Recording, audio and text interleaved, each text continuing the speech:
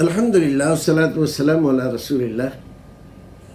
ایک صاحب پوچھتے ہیں کہ عشرہ ذی الحجہ کے کتنے روزے رکھنا قرآن و حدیث سے ثابت ہے؟ بھائی، عشرہ ذی الحجہ کا مطلب ہوتا ہے ذی الحجہ کے 10 دن، ایک تاریخ سے قربانی کے دن تک۔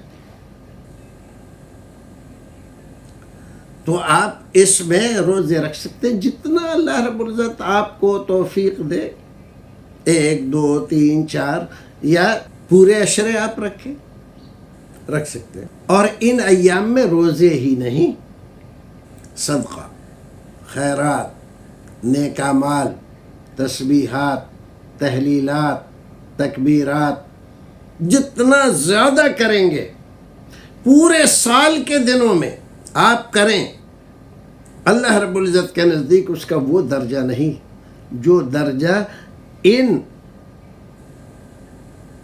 10 دنوں میں کرنے کا ہے۔